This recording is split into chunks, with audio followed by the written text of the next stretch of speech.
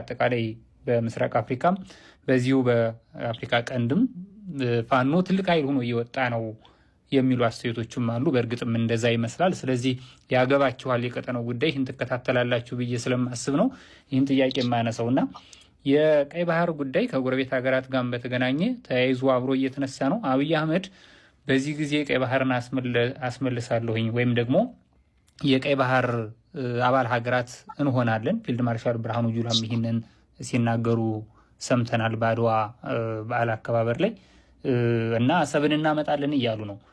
ይሄ ሁኔታ የሚሆን ነው? እንዴት ነው የምታዩት እናንተ በፋኖ በኩል ይህንን ጉዳይ እንዴት ነው የምታዩት?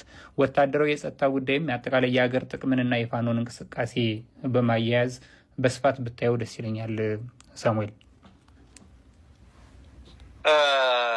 ፋኖ ወደ ትግል ሲወጣ የአማራን ሕዝብ የህልውና ጥያቄ ይዞ ነው የወጣው። የአማራን ሕዝብ የህልውና ጥያቄ የመኖር እና ያለመኖር ያለበትን ስጋት ጥያቄ አድርጎ ያንን ለመቀልበስ ነው የወጣው። ያንን ለመቀልበስ ደግሞ የህልውና ስጋት ከሆነበት ኃይል ከሰዓቱ ጋር ጦርነት ውስጥ ገብቷል።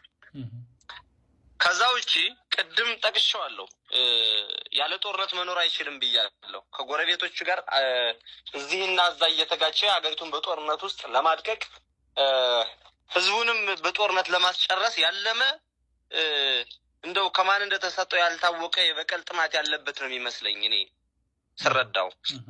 ለዚያም ነው ሀገሪቱ ከጦርነት እንድታርፍ ፍላጎት የሌለው። ለዚያም ነው ህዝቡን ሁሌም ወደ ጦርነት የሚቀሰቁሰው። ለዚያም ነው በጦርነት ሰበብ ንጹሃን የሚጨፈጭፈው። እና ፋኖ መመለስ የሚፈልገው ማረጋገጥ የሚፈልገው የአማራን ህዝብ የህልውና ጥያቄ እንደሆነ ለማንም የተደበቀ አይደለም። የወጣበትም ዓላማ ይሄ ነው። ከማንም አካል ጋር ያለ አግባብና ባላስፈላጊ በሆነ መንገድ በደም መፋሰስ አመጣለሁ ብሎ የሚያስበው ግንኙነት የለም። ፋኖ በየትኛውም መንገድ በሰላም በመነጋገር በዲፕሎማሲና በስምምነት የሀገሪቱን ጥቅም ለማስጠበቅ ይስማማል እንጂ በጉልበት የየትኛውንም ሀገር ሉዓላዊነት ተጋፍቶ ጦርነት ውስጥ ገብቶ መፍትሄ ወይም መልስ አመጣለሁ ብሎ የሚያስብ የትግል ድርጅት እንዳልሆነ በዚሁ ማሳሰብ ፈልጋለሁ። የአማራ ህዝብ ጥያቄ አይደለም ይሄ ጥያቄ።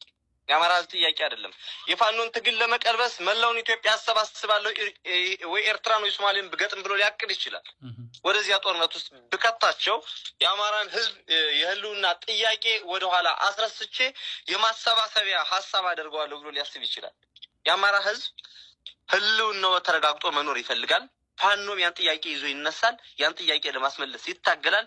ይሄን ሲያደርግ ግን ከየትኛውም ከጎረቤቶቻችን ጋር የሚያደርገውን የብዱ